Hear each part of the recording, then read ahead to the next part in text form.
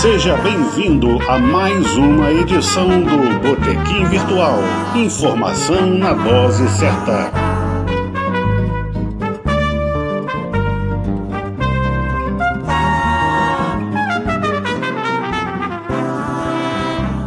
Olá, amigos e amigas do Botequim, estamos reabrindo aí, mais uma segunda-feira.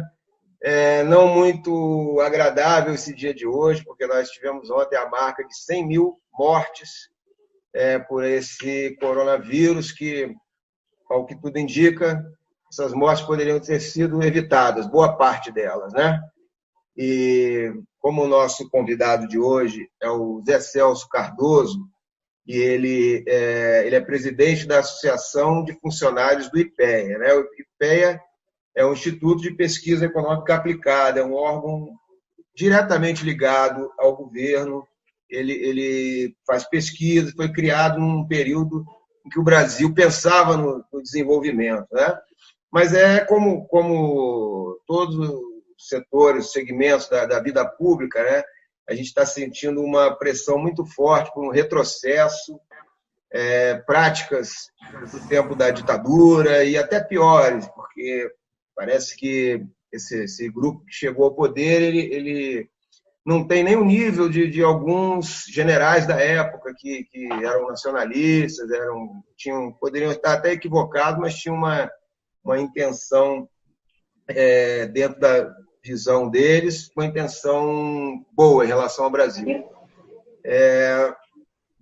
O Zé Celso, se a gente pode chamar assim, né, lembrando do diretor de teatro, ele tem denunciado a questão do assédio institucional no setor público, que é muito forte. Mas ele vai trazer para a gente também outros temas, para a gente ter como aperitivo aqui no nosso bate-papo. Seja bem-vindo, Zé Celso Cardoso Júnior, que também... Cardoso Júnior também é uma rua muito interessante aqui de Laranjeiras, no Rio, viu? Tem música boa, tem jazz, tem samba. Não sei por que o assunto da cultura ficou aqui no meu subconsciente.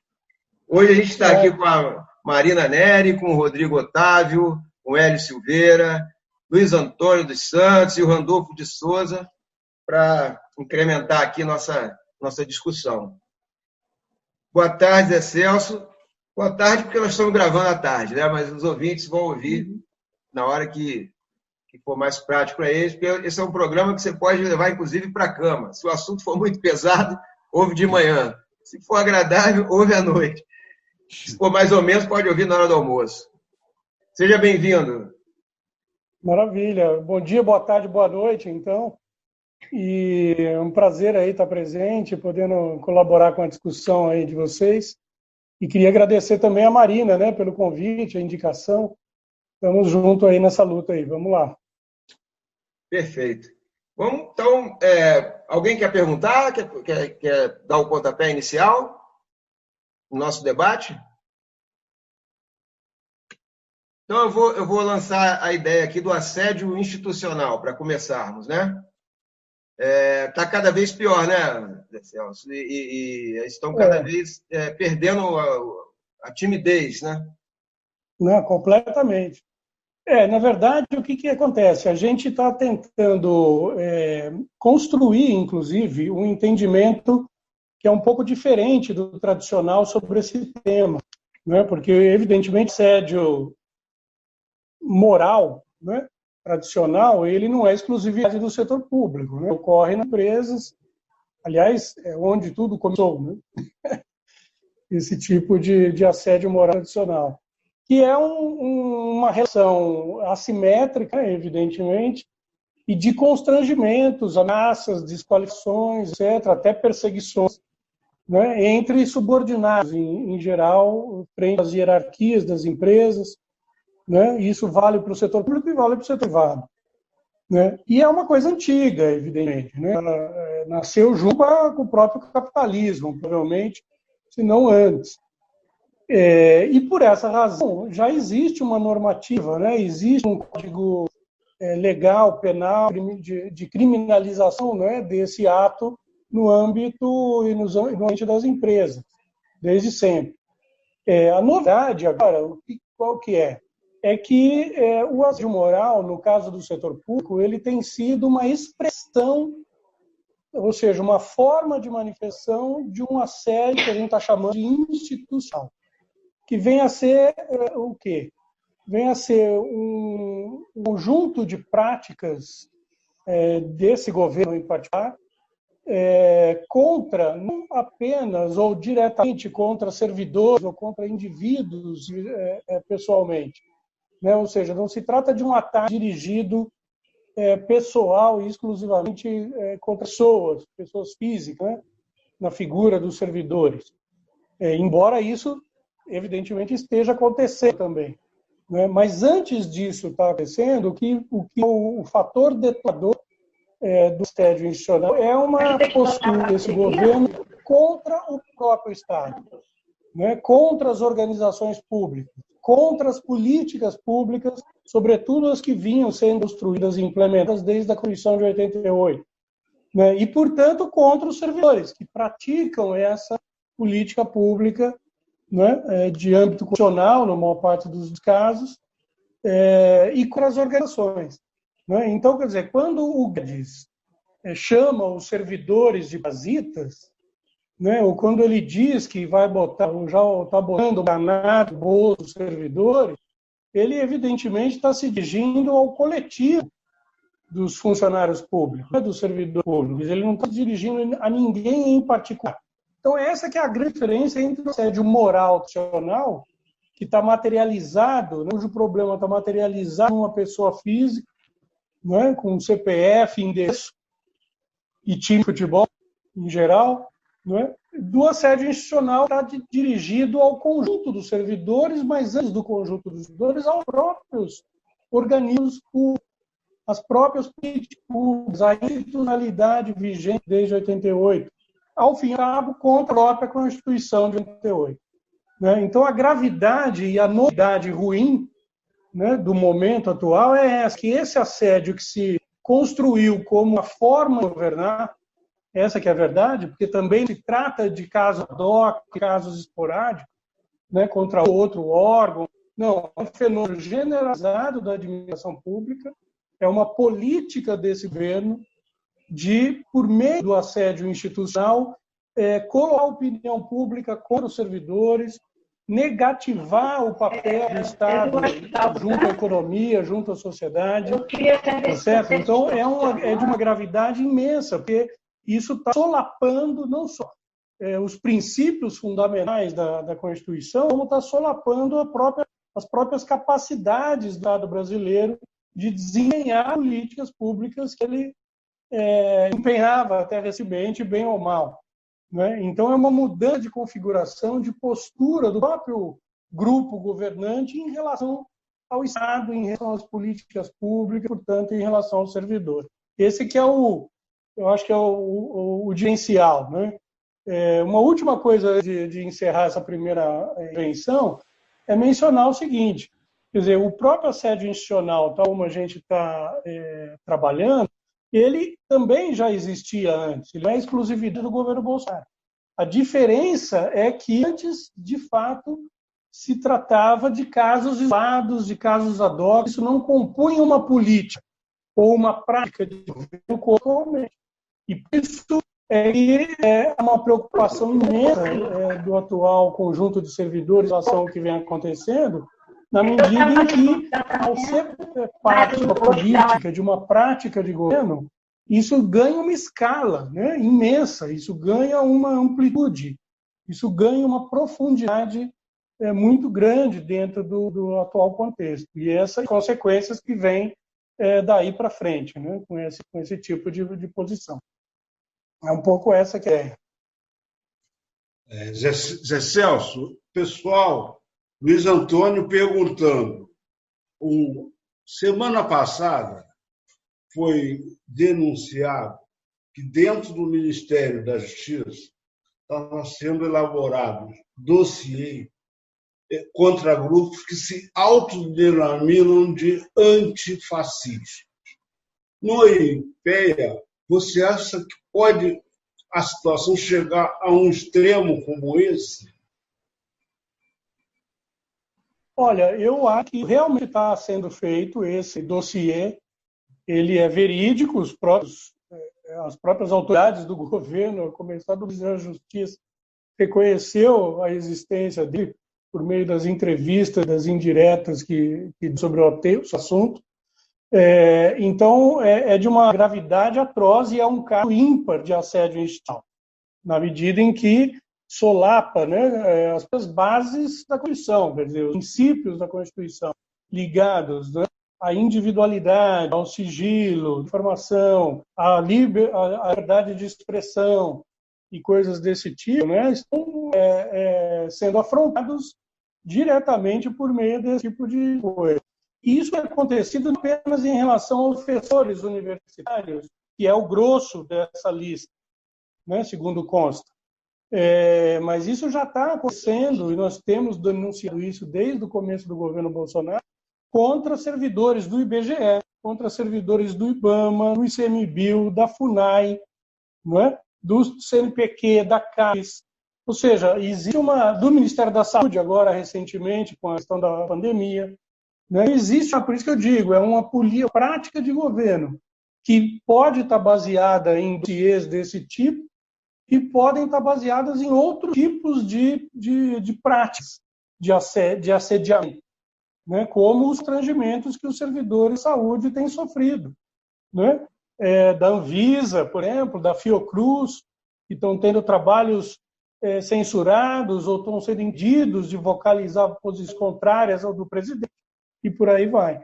Então vejam que esse fenômeno que você citou, essa lista ou desse dossiê, ele é um exemplo concreto, claro, do assédio como um todo que a gente está aqui comentando. É gravíssimo, evidentemente. E eu acho que já passou da hora, né, aliás, da própria sociedade se reagir, se posicionar contra esse fenômeno.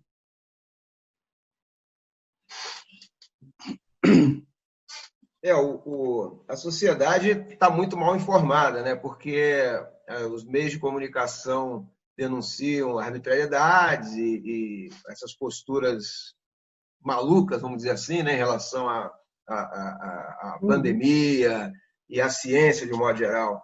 Mas quando entra na seara da economia e da intimidação, esses órgãos de imprensa geralmente se omitem, né? Da mídia hegemônica. Como você acha que a gente pode mobilizar a sociedade para entender o que está acontecendo, para saber do que está acontecendo? Porque o IPEA é um órgão de assessoramento, né? Ele tem que ser plural, né? Ele não tem várias correntes, né? Precisaria de uma independência. Uma pessoa falar algo diferente não é um crime, né? Pelo contrário, é necessário para o governo, né? Necessário, né? Isso é a essência da democracia e do próprio desenvolvimento das civilizações, né? É o contraditório como fonte, né, de conhecimento, de aprendizado. Então, o que acontece? Eu acho que esse assunto está sendo menosprezado até o momento pela opinião pública, de modo geral, e duas razões. A primeira, que é aquela velha conhecida, né? Ou seja, a grande mídia ela está fechada com o Bolsonaro na agenda liberal. Né? Então, afrontar os servidores, acusar os servidores de ser marajás, de parasitas, né? De serem um peso morto para o contribuinte, isso tudo faz parte da retórica de construção de uma visão negativa, né? Do Estado e dos próprios servidores. Isso é uma estratégia para viabilizar a reforma administrativa. Claramente é isso. Né, que é uma reforma de índole destrutiva do Estado, né, de índole liberal fundamentalista. Então, a primeira e principal razão pela qual a mídia não está dando importância a esses casos é que ela concorda com o Guedes e apoia a agenda do Guedes no que diz respeito à reforma administrativa. Né, quando eu falo evidentemente, é a grande mídia que a gente conhece, né, que domina em 90% dos canais de acesso dos lares brasileiros e contra a qual está sendo muito difícil se contrapor. Né? Então, quer dizer, ela concorda e ela é parte integrante desse processo de desmonte da área. Né? Basta ver as matérias, os editoriais, a repercussão que a reforma administrativa por esse lado dos cortes, dos constrangimentos aos servidores, etc., tem no espaço. Essa é a primeira razão. A segunda razão é mais sutil. Eu acho que tem a ver com o seguinte: embora a imprensa veja com preocupação alguns ataques que estão começando a ganhar notoriedade, como esse que a gente mencionou aí do dossiê contra servidores ou professores antifascistas, essa preocupação vem pelo lado da defesa das liberdades, né? Vem pelo lado da defesa da liberdade de expressão, pelo lado vamos dizer, da dimensão moral do problema.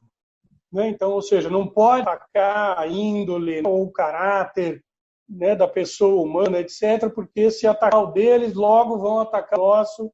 Né? Então, é uma autodefesa, uma defesa dos direitos civis, né, e políticos, de certa maneira.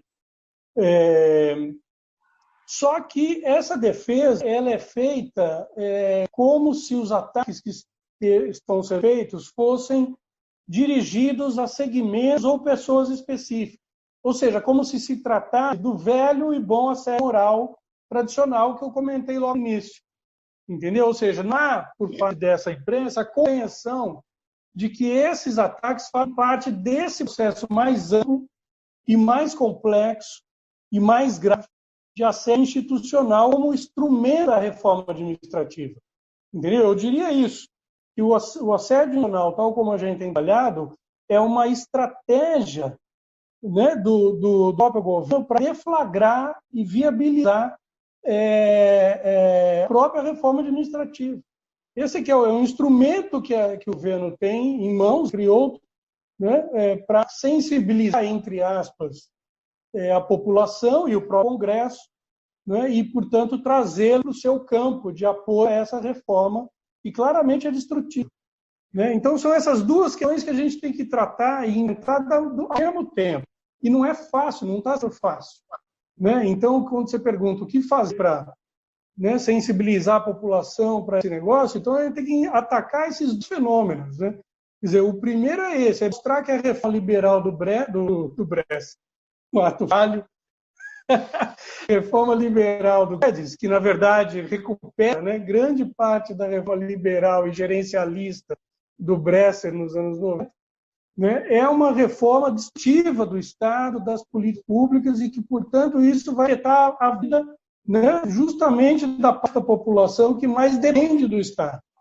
Né? Então, esse é um caminho complexo, né, que ele é muito elaborado e é difícil de as pessoas conectarem, né, o assédio institucional, que diabo é isso, né, com a piora do serviço de saúde, né, no enfrentamento da Covid. É difícil, né, e não há espaço grande mídia para isso.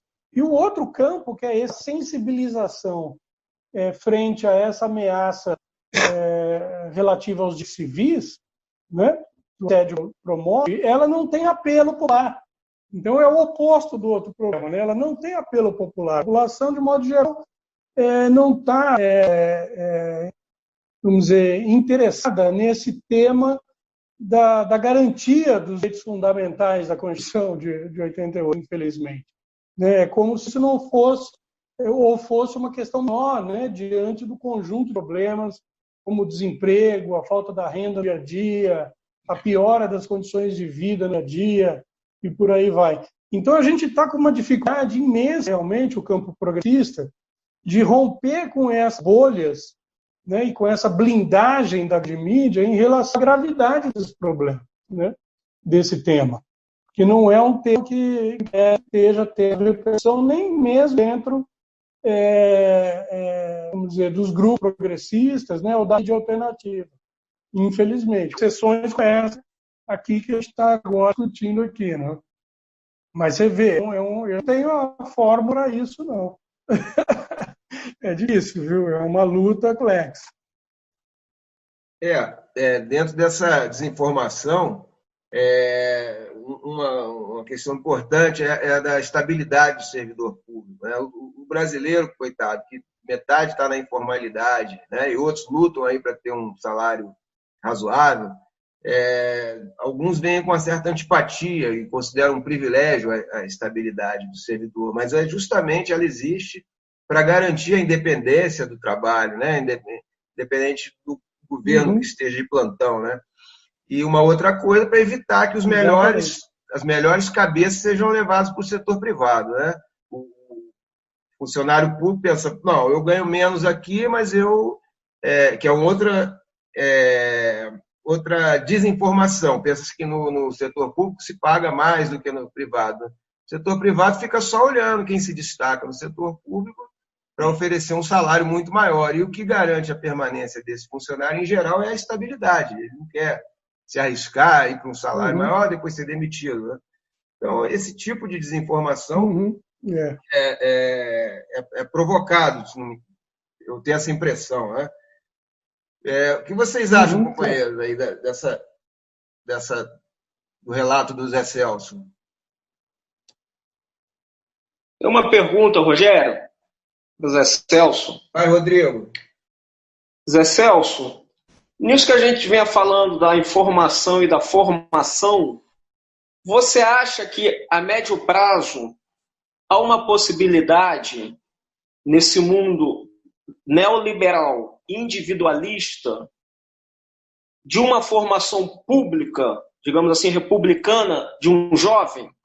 Exemplo, pegamos hoje qualquer jovem de 15 anos, 16 anos, sonho de vida, ser rico, empreendedor, empresa privada, jamais pensar em trabalhar honestamente, humildemente, até pelo bem comum, pelo bem completo de uma nação, que já aconteceu às gerações passadas.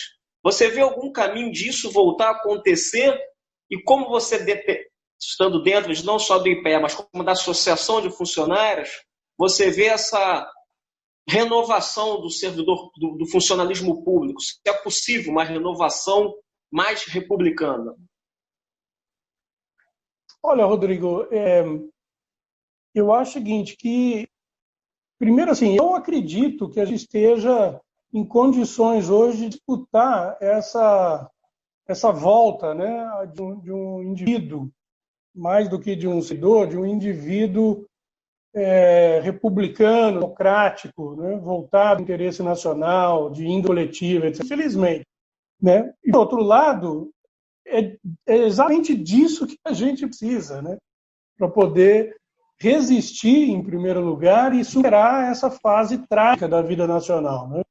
Por que eu não acredito? Bom, evidentemente a gente tem que acreditar, né, nessa possibilidade, mas eu não vislumbro essa possibilidade no curto prazo pelo fato de que nos últimos anos, e eu diria já muitos anos, né, 20, talvez 30 anos para cá, a sociedade contemporânea, e não apenas a brasileira, a sociedade ocidental, de modo geral, ela veio, enfim, caminhando para e passo com o processo de hiperfragmentação e de hiperindividualização, né, das atitudes, das vontades, etc. Né? As novas tecnologias mesmo, né, de redes sociais e etc., elas potencializaram isso. Né? Ou seja, essa hiperfragmentação social. Eu estou querendo dizer o seguinte, que vejam, hoje em dia nós não temos mais as mesmas referências que os que construíram, inclusive, toda a institucionalidade social-democrata do século XX, né? Que foram os partidos políticos, as ONGs, os sindicatos, né? As grandes associações de consumidores ou de servidores. Essas referências coletivas que expressavam um projeto, né, de construção coletiva e que expressavam, e eram elas mesmas, uma fonte, uma forma, um local de compartilhamento de ideias, de criação de consensos, né, de alinhamento político. Essas referências desapareceram, hoje um crise profundo, né, no mundo como um todo. Né, os sindicatos, os partidos, né, as ONGs mesmo, né, elas deixaram de ser referências de sociabilização, né, básica, sobretudo a sociabilização política, né, básica da sociedade de uns 20, 30 anos para cá. com grande rapidez nesse processo nos últimos 10 anos, né, provavelmente, exacerbadas, né, pelas novas tecnologias. Então, de um lado, hiperfragmentação, né? De outro lado, a consequência de numa lógica que é hipercapitalismo, né? É a lógica da hiperindividualização, né? Da sociabilidade pelo consumo, né? O capitalismo é isso, a forma de sociabilização pelo capitalismo como forma dominante de organização da vida, não apenas do mundo do trabalho, mas da vida como todo, é o consumo, né? Que se realiza individualmente, por definição, né? Então, como consequência dessa hiperfragmentação que a gente vem vivendo, houve uma consolidação desse modo hiperindividualista, individualizado, consumista, etc., de inserção das pessoas no mundo, não apenas no mundo do trabalho, eu repito, né, mas no próprio mundo da sociedade, né, das festas, etc., né? Então, esse quadro atual, ele é um quadro muito adverso para permitir grandes narrativas, como a gente tinha antigamente, né? Da classe trabalhadora precisa se unir para entrar o desmonte do Estado. Né? Que classe trabalhadora? Né? Se hoje nós temos grupos isolados, né, lutando por sobrevivência, etc. É claro que no meio dessa onda geral existem episódios de contestação, né, de pequenas aglutinações coletivas, né? O caso recente aí dos entregadores de aplicativos é fenomenal, né? Porque é uma ocupação nasce fragmentada, ela depende da fragmentação para existir e funcionar, né? Naqueles moldes de precarização e etc. E, no entanto, mesmo assim, no limite da sobrevivência, aqueles trabalhadores conseguiram um evento raríssimo, né, que nem os grandes sindicatos hoje têm conseguido produzir, é um evento de ação coletiva. Né? Claro, em defesa da melhoria das condições. Não era para deixar de trabalhar, era para melhorar as condições mínimas de trabalho naquelas condições, naquele mesmo tipo de trabalho. Ou seja, é uma espécie de volta ao século XIX, né? Quando o nascimento da indústria moderna e não havia sindicatos, os trabalhadores nos locais de trabalho precisavam criar estratégias de sobrevivência, né? E de contação e de ação, né? Aos mandos, etc., a violência toda que constitui a história do capitalismo. Então, existem esses pequenos episódios, mas eles são de natureza microsocial. Eles não têm, no momento, o poder de organizar a reação coletiva, né? Seja da classe trabalhadora ou seja as inúmeras entidades que hoje compõem o espectro, né, político. Né? Aliás, essa é a consequência, né, da fragmentação que eu estava me referindo. Além da individualização, você teve como substituto perfeito dos sindicatos, das ONGs e dos partidos políticos, o que? A criação ou vamos dizer, hipervibilização desses movimentos identitários, né? De raça, jovens, de LGBT, etc., que são hiper importantes, evidentemente, na sociedade como a brasileira. Né? Mas eu tenho dúvida se esses movimentos conseguem produzir e por meio desse suposto consenso, né, produzir um consenso transversal, né, que extrapole a própria causa identitária e, com esse consenso, contaminar no bom sentido, né, no sentido anti-cloroquiano do termo, né, conseguir contaminar o conjunto da população para uma agenda de ação e de ação coletiva positiva. Né? Então, assim, é um quadro muito difícil que nossa geração está agora vivendo, né? Sobretudo no Brasil, por conta dessa confluência de tendências internacionais, né?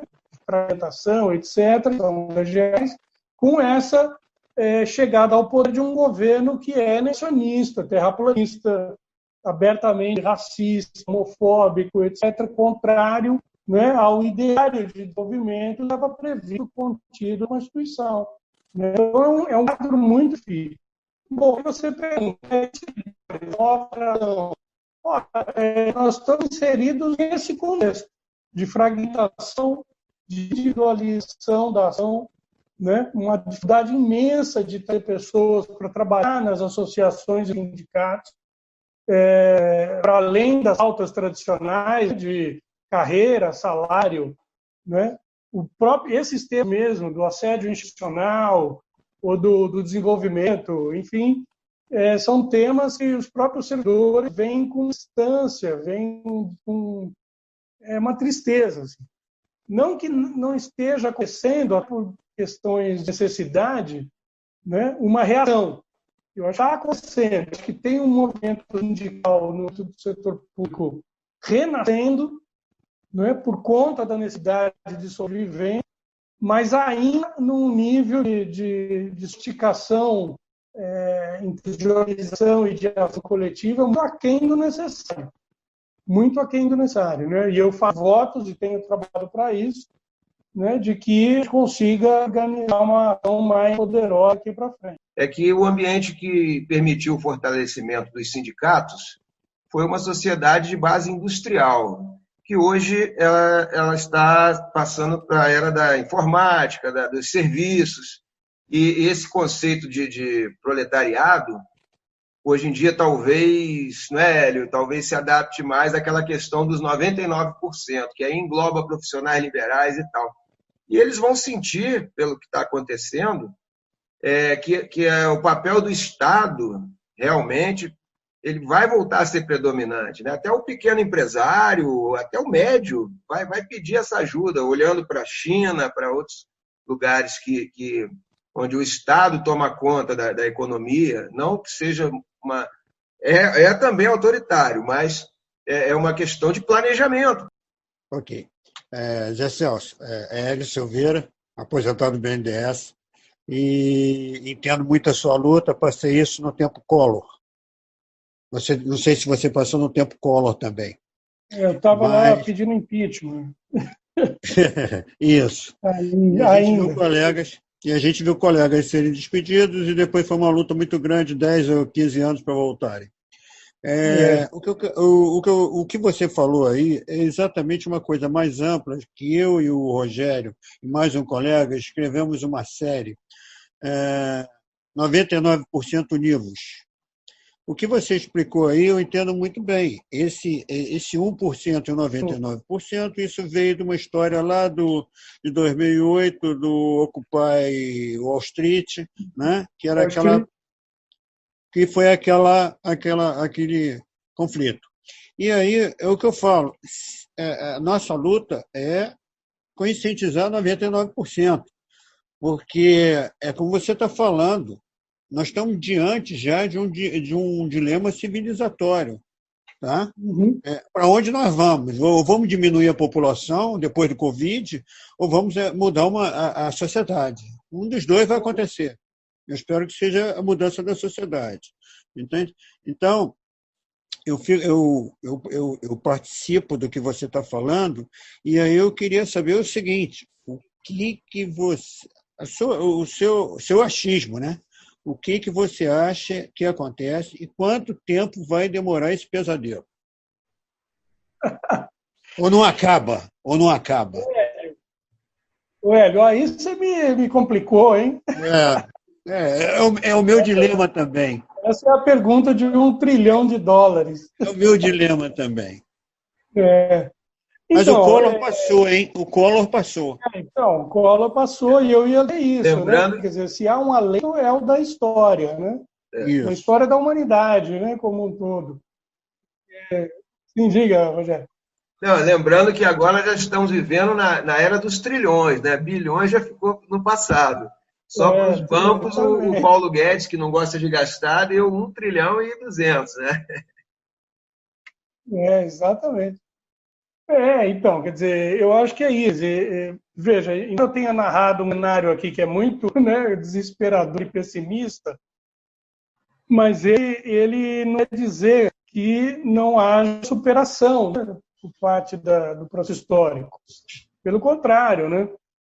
Enquanto houver vida inteligente, né, e espíritos coletivos como os nossos, eu acho que a gente vai ter esperança de superar esse negócio.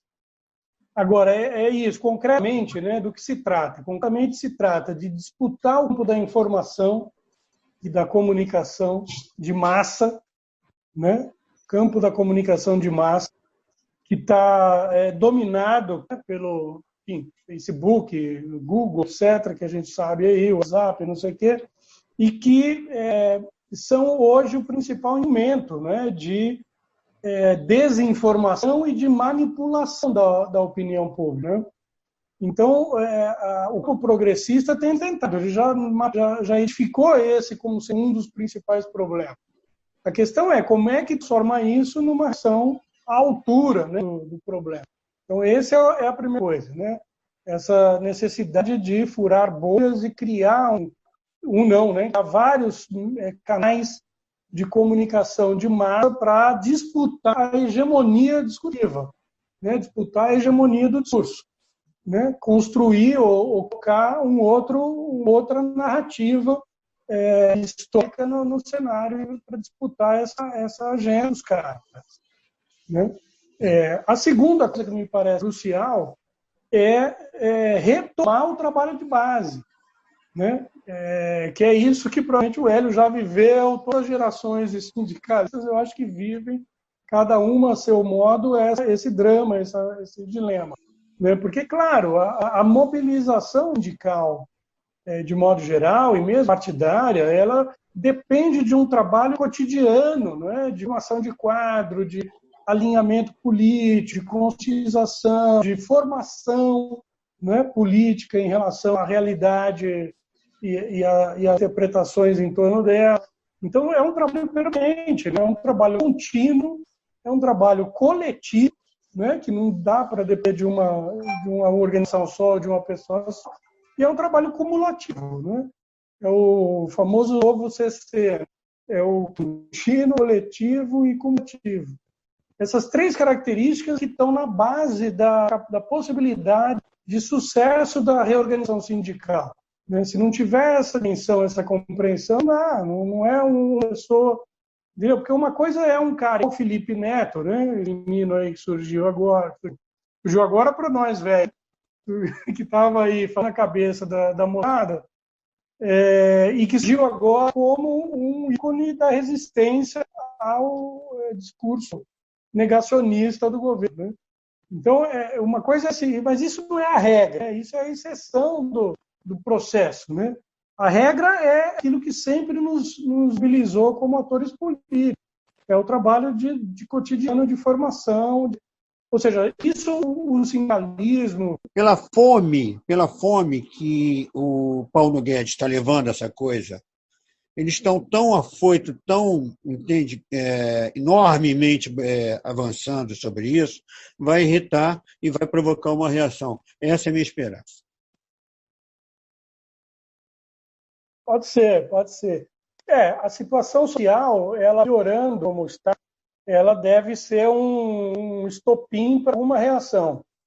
Né? Nós só não sabemos se quem vai capturar essa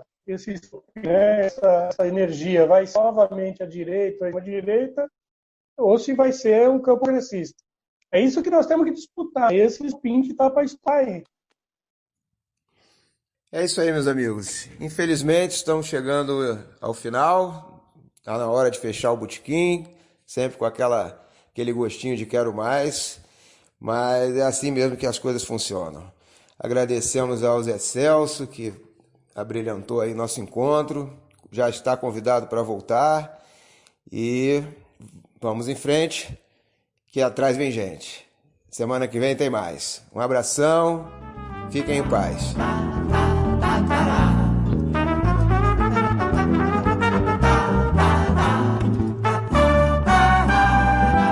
Esta foi mais uma edição do Botequim Virtual.